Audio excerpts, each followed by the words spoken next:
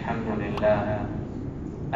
لله نحمده ونستعينه ونستغفره ونؤمن به ونتوكل عليه ونعوذ بالله من شرور أنفسنا ومن سيئات أعمالنا من يهده الله فلا مضل له ومن يضلله فلا هادي له ونشهد أن لا إله إلا الله وحده لا شريك له ونشهد أن سيدنا ونبينا ومولانا محمدا عبده ورسوله صلى الله تعالى عليه وعلى آله وأصحابه وبارك وسلم تسليما كثيرا كثيرا.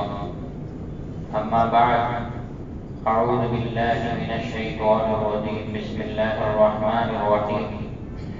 إن الدين عند الله الإسلام. وقال الله سبحانه وتعالى: يا أيها الذين آمنوا إن تنصروا الله ينصركم ويثبت أقدامكم.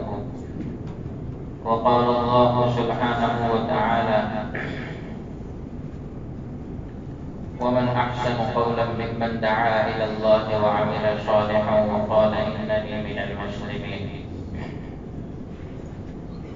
میرے محترم دوست و بزرگوں، اللہ سبحانہ و تعالی نے ہم سب کو زندگی گزارنے کا ایک بہترین ذریعہ اور بہترین راستہ عطا فرمایا ہے. وہ راستہ دین اسلام کا ہے. دنیا میں بہت سارے مذاہب ہیں الگ الگ، لیکن اسلام اور دین ایک ایسی چیز ہے کہ جس کے اوپر اللہ تبارک و تعالیٰ نے وعدے فرمائے ہیں. زندگی کو بنانے کا اللہ تبارک و تعالیٰ نے وعدہ فرمایا. اللہ کو سب سے زیادہ پسندیدہ جو چیز ہے وہ اپنا دین ہے. اللہ کو محبوب ہے وہ دین ہے، اور اس دین کی ہی بنیاد پر اللہ تبارک و تعالیٰ نے جنت اور جہنم کا فیصلہ بھی رکھا ہے.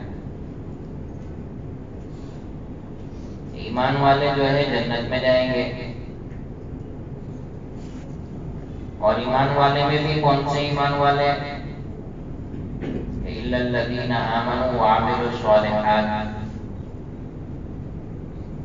ایمان لانے کے بعد نیک عمل کرنے والے ان لوگوں کے لیے اللہ تعالیٰ نے جو ہے جنت کا وعدہ فرمایا. صرف مسلمان ہونا یا صرف ایک کان کے اندر اذان اور دوسرے کان کے اندر اقامت سے مسلمان کہلانا یا مسلمان جیسا نام رکھ لینا، اس سے آدمی جو ہے مسلمان یا اسلام میں داخل نہیں ہو جائے گا. دین سراسر جو ہے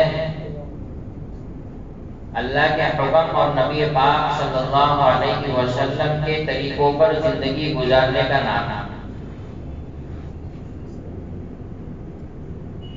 دین اللہ کے حکم اور حضور پاک صلی اللہ علیہ وسلم کے طریقوں پر زندگی کو گزارنے کا نام ہے. اب اللہ کے احکام کیا ہے ہمارے اوپر؟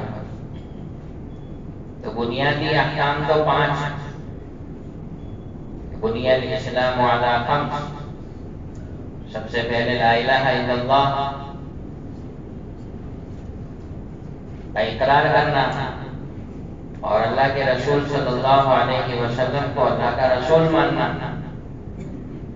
نماز، روزہ، حج، زکوٰۃ، یہ بنیاد ہے. اس میں آئندہ جو ہے 2 جو احکام ہے وہ آئندہ مہینے کے لیے ہم پر لاگو پڑیں گے. روزہ آئے گا اور عامتاً بہت سارے لوگ ہمارے احباب جو ہے وہ رمضان المبارک کے مہینے میں خاص طور سے زکوٰۃ کے ادا کرنے کا اہتمام کرتے ہیں، لیکن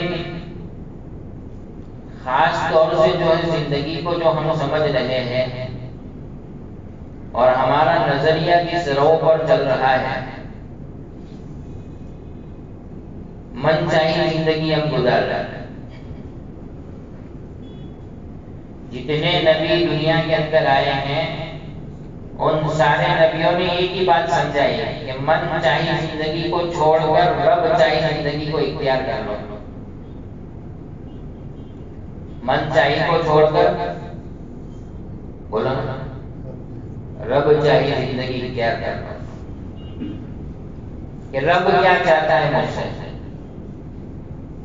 میرا اللہ مجھ سے کیا چاہتا ہے، فلاں وقت کے اندر میرے اللہ کے مجھ پر کیا احکام واجب ہے، میں نماز پڑھنے آ رہا ہوں تو نماز کے لیے مجھ پر اللہ کے کیا احکام واجب ہے، میں کاروبار کر رہا ہوں تو کاروبار کے اندر میرے اللہ کا کیا حکم ہے، میرے نبی کا کیا طریقہ ہے، میں ملازمت کرتا ہوں، میں نوکری کرتا ہوں تو نوکری کرنے میں میرے لیے اللہ کا حکم کیا ہے، حضور پاک صلی اللہ علیہ وسلم کا طریقہ کیا ہے، دین سکھایا ہے۔ امت کو چھوڑا نہیں ہے لٹکتا ہوا کہ بھٹکتا ہوا کہ امت جو ہے بھٹک جائے۔ زندگی گزارنے میں اللہ کے نبی صلی اللہ علیہ وسلم نے امت کی بڑی رہنمائی فرمائی ہے، بڑی رہبری فرمائی ہے۔ دین جو ہے وہ من مانی زندگی گزارنے کا نام نہیں ہے، کہ من مانی زندگی گزارنے والوں کا انجام ہم لوگوں کے سامنے ہے۔ قرآن میں اللہ تبارک و تعالیٰ نے کھلے طور پر، صاف طور پر، واضح طور پر بیان فرمایا کہ جو ہماری نافرمانی کرے گا قیامت تک کے آنے والے لوگوں کے لیے ہم نے قرآن کریم کے اندر ان کے انجام بتا دیے کہ ان کا کیا انجام ہوا۔ تو ان کے انجام ہمارے لیے عبرت ہے، ان کے انجام ہمارے لیے کیا ہے، عبرت ہے۔ لیکن اتنی ساری عبرتیں اور اتنے سارے انجام ہم نے دیکھنے ہیں اور سننے کے باوجود بھی ہماری زندگی کے اوپر اس کا کوئی اثر باقی نہیں رہا۔ کئی کلام آپ سنتے ہیں، حدیثوں کے الفاظ سنتے ہیں، لیکن دل جو ہے وہ اندر سے مردہ ہو چکا ہے، دل کی کیفیت اندر سے مر گئی ہے۔ تو خیر کی بات بھی جو ہے وہ دلوں کے اوپر اثر نہیں کرتی۔ پہلے جو ہے اللہ کے نبی صلی اللہ علیہ وسلم قرآن کی آیت پڑھ کر سناتے تھے، صحابہ کے دل قرآن کی آیتوں کے پڑھنے پر ڈر جاتے تھے۔ ایک آیت جب اللہ کے نبی صلی اللہ علیہ وسلم صحابہ کو سناتے تھے تو وہ آیت کے سننے پر ان کے دلوں کے اوپر جو ہے وحشت طاری ہو جاتی ہے۔ آج ہم کلام پڑھتے ہیں، ہمارے دل کبھی ڈرے اللہ سے؟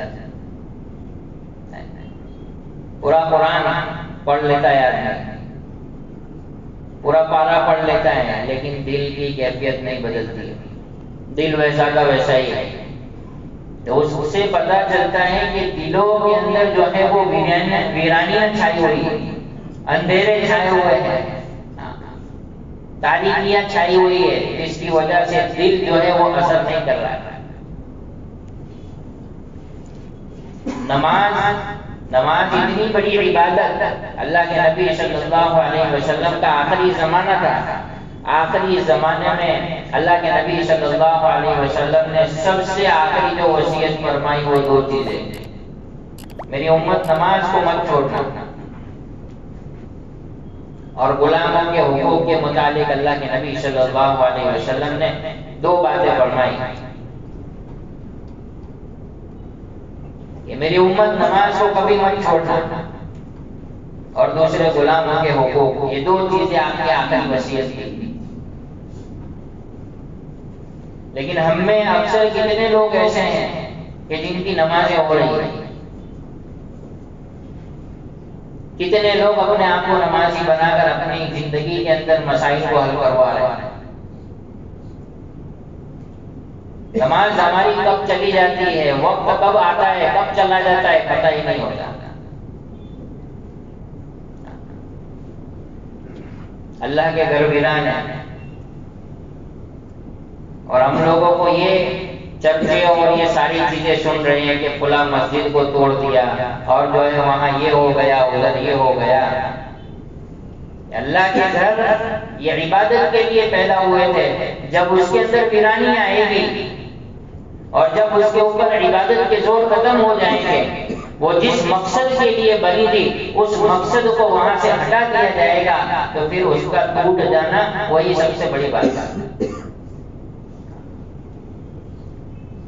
چرچے کر رہے ہیں آج یوٹیوب کے اوپر، اور اتنے سارے جو ہے ہم لوگ اخباروں کے اندر کہ فلاں مسجد توڑ دی اور فلاں یہ توڑ دیا۔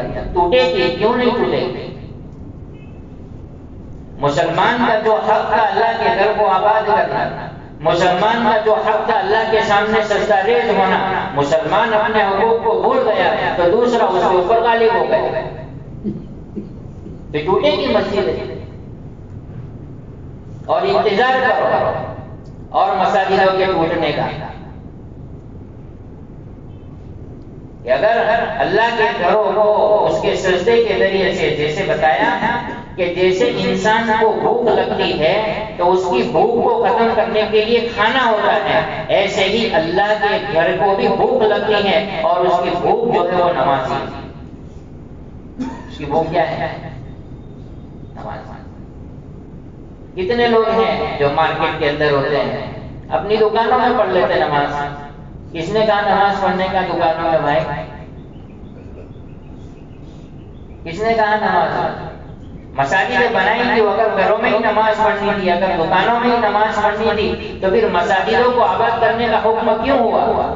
کیوں اللہ کے نبی صلی اللہ علیہ وسلم نے پہلی مسجد بنائی؟ کیوں مسجد نبوی میں جاتے ہیں لوگ نماز پڑھنے کے لیے؟ کیوں حرم کے اندر جو ہے لوگ نماز پڑھنے کے لیے جاتے ہیں؟ اگر جو ہے مساجد کے اندر جو ہے اپنی دکانوں میں اور گھروں میں نماز پڑھنے کے حکم ہوتے، وہ عقلی درجہ ہے کہ جب آدمی اتنا بیزی اور اتنا مشغول ہو گیا کہ جو ہے اس کو نکلنے کا وقت نہیں ملا، یا کوئی ایسی جگہ پر پھنس گیا کہ جس کی وجہ سے وہ نکل نہیں پا رہا ہے، تو وہ آخری درجہ ہے کہ وہ اپنے وہاں پر جو ہے مسجدوں میں، گھروں کے اندر یا جو ہے اپنی دکانوں کے اندر نماز پڑھ لے۔ لیکن مستقل مشغلہ بنا لیا، یا تو دکان میں نماز پڑھ لی یا تو آفس میں نماز پڑھ لی، اور آدمی کیسا اپنے آپ کو مطمئن کرتے ہیں 5 وقت کی پڑھ لیتا ہوں۔ کہاں پڑھتا ہے بھائی؟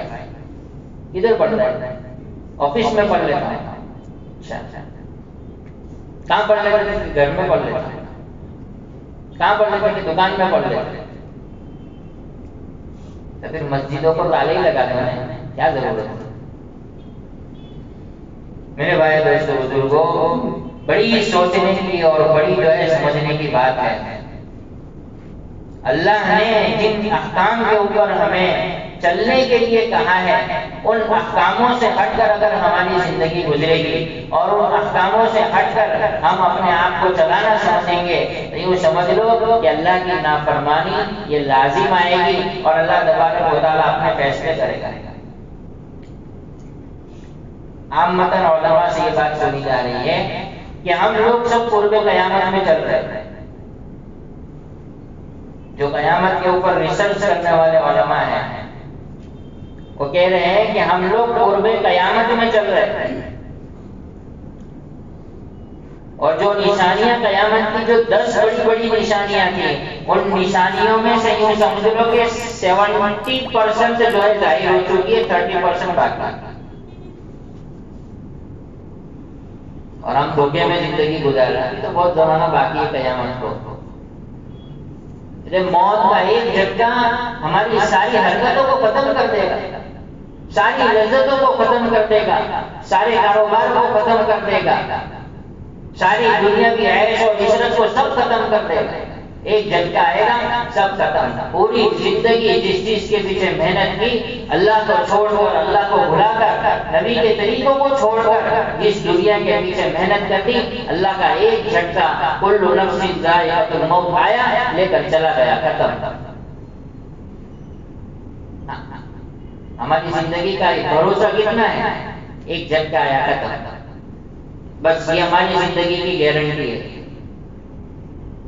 اور انسان جو ہے وہ مطمئن ہو کر بیٹھا ہے. ابھی تو بہت ٹائم باقی ہے. جوانی سمجھ کے بیٹھا ہے، بڑھاپا باقی ہے. بوڑھا یہ سمجھ رہا ہے کہ ابھی تو جو ہے اور تھوڑا ٹائم کھینچ لیں گے. ادھیڑ پن کی عمر والا یہ سمجھتا ہے کہ ابھی تو میں 40-45 کا ہوں، ابھی 60-70 کے بعد. تو ہر ایک جو ہے وہ مطمئن ہو کر بیٹھا ہے. اس لیے موت کا ایک جھٹکا جب آئے گا تو اس کو پتا چل جائے گا کہ میں گھوڑے پہ سوار تھا کہ گدھے پہ سوار تھا. ایک جھٹکا اور انسان کو جو ہے پتا چل جائے گا.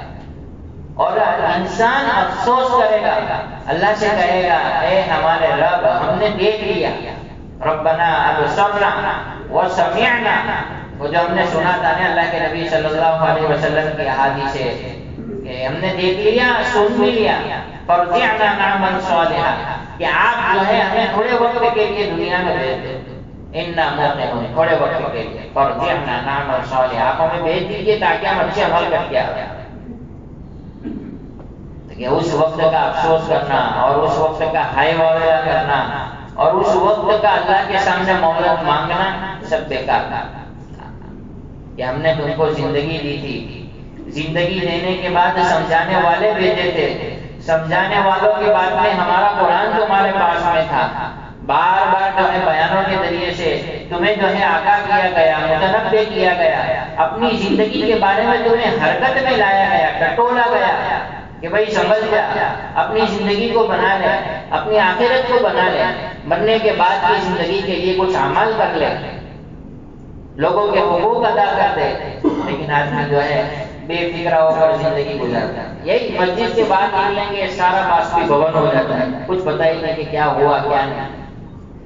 اس لیے اللہ والوں کی جو ہے باتوں میں سے ایک بات میں آپ کو عرض کرنا چاہتا ہوں. اس سے پہلے بھی میں نے کہی تھی کہ رات کو جب تنہائی میں اپنے گھر میں مصلی بچھاؤ اور مصلی بچھانے کے بعد میں پورے دن کے 24 گھنٹے میں اس کا محاسبہ کرو کہ مجھے 24 گھنٹے میں میں نے کیا کرنا تھا اور میں نے کیا کیا.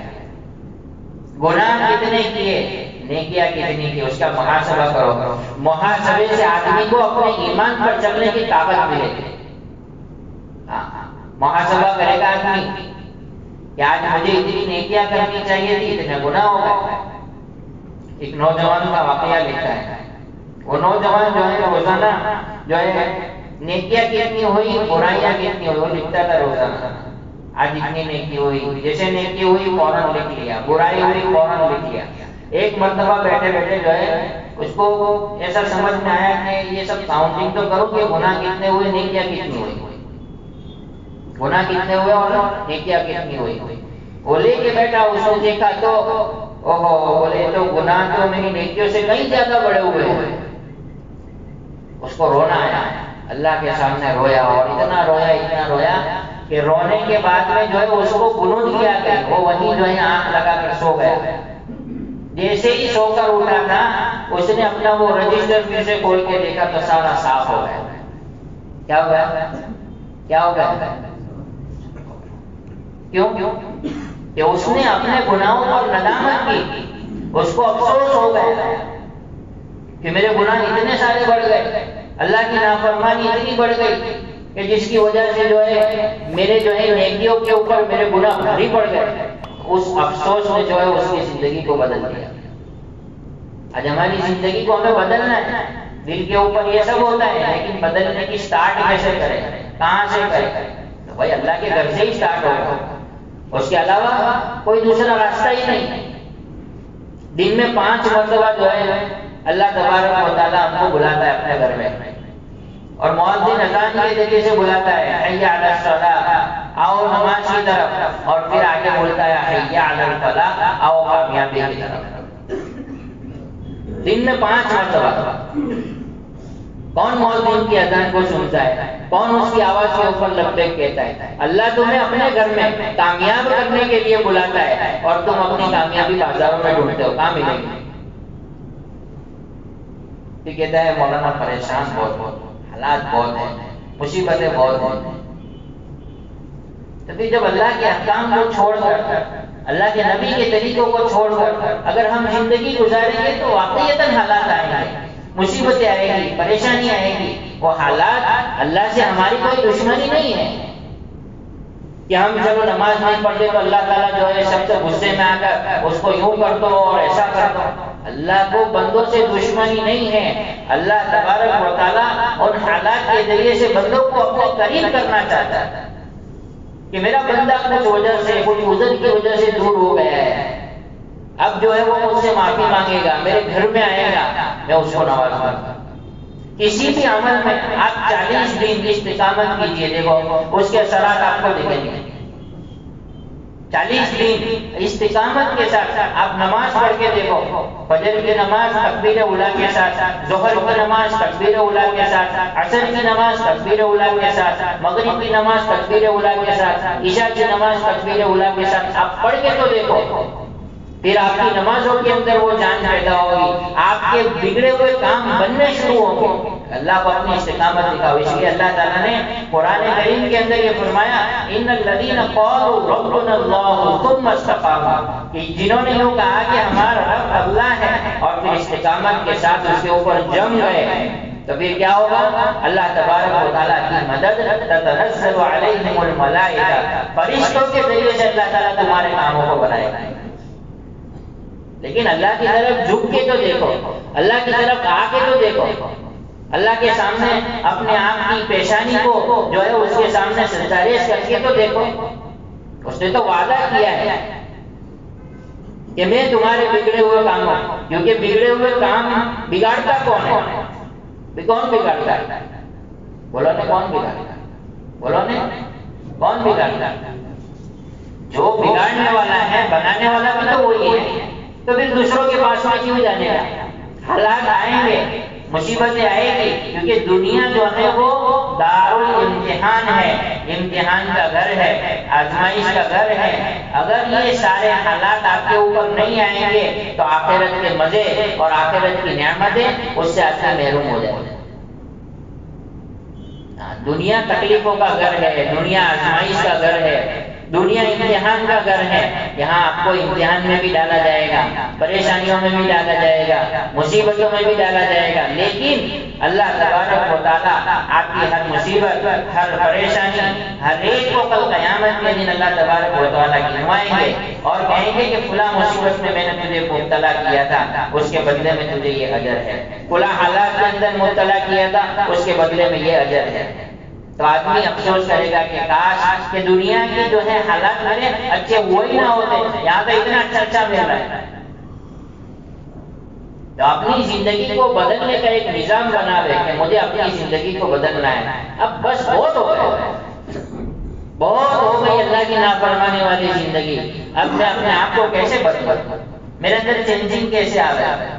میں کیسے جو ہے اللہ کے حقوق پر اپنی زندگی کو ڈالنے والا بناؤں؟ اللہ کے نبی کے طریقے میری زندگی کے اندر کیسے آ جائے؟ اس کی فکر کرنی پڑے گی۔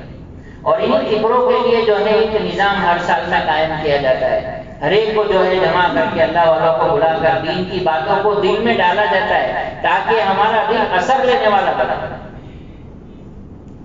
دل کے اوپر ایک کیفیت پیدا ہو، آدمی اپنی زندگی کو بدلنے کا ایک جذبہ پیدا کرے کہ میں جو ہے اب انشاءاللہ اپنی زندگی کو بدلوں گا۔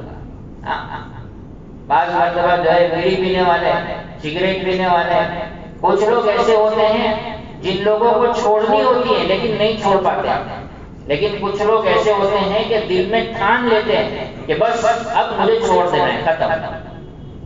کچھ لوگ یوں کہتے ہیں کہ ابھی عادت چھوڑنا بہت ہمارے لیے مشکل ہو گیا ہے اور نہ جانے اس کا استعمال کون سی جگہوں پر ہوتا ہے کہ بہت مشکل ہے، اب یہ چھوٹ نہیں پا رہی ہے۔ لیکن آدمی کا عزم فَإِذَا عَزَمْتَ فَتَوَكَّلْ عَلَى اللَّهِ، کہ جب آدمی اللہ کی ذات کے اوپر بھروسہ کرتے ہوئے کسی چیز کو چھوڑنے کا ارادہ کر لے، اللہ کی مدد اس کے ساتھ شامل حال ہوگی۔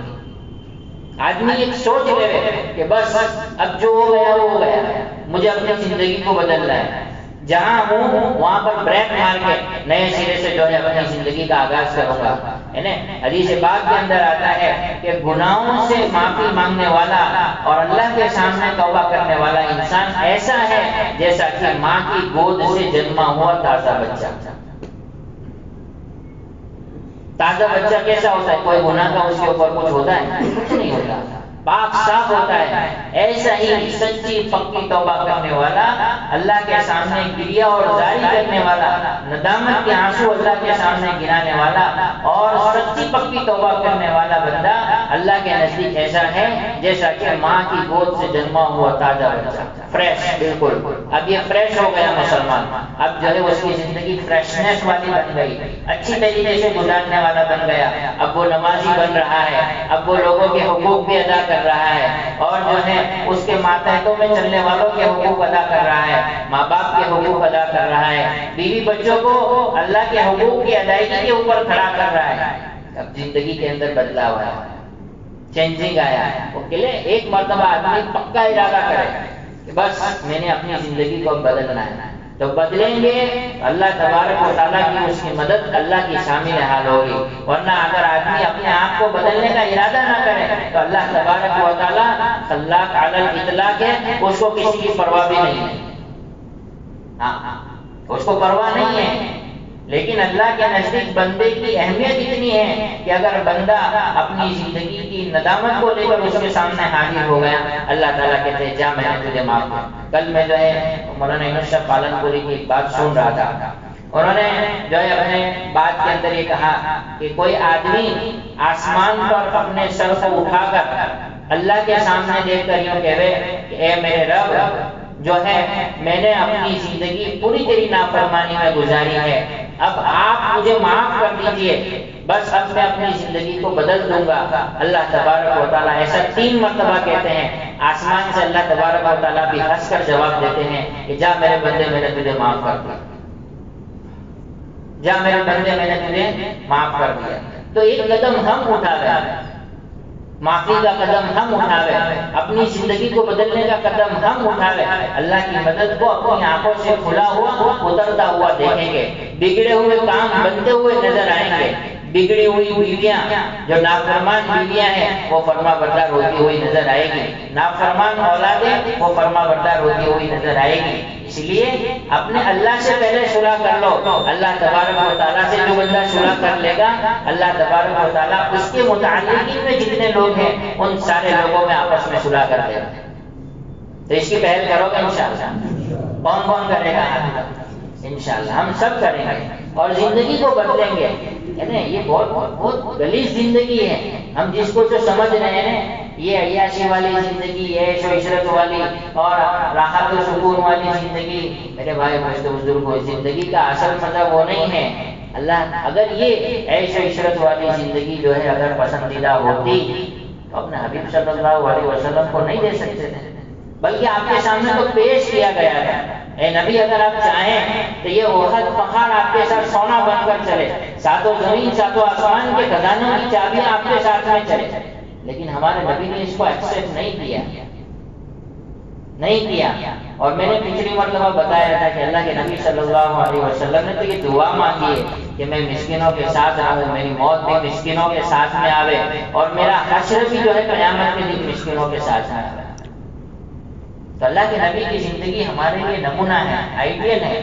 اگر کسی کی زندگی دیکھنی ہے تو وہ اللہ کے نبی کی زندگی کو دیکھے، دوسروں کی زندگی کو اگر کوئی دیکھ کر چلے گا وہ گمراہ ہو جائے گا، وہ راہ راست سے بھٹک جائے گا۔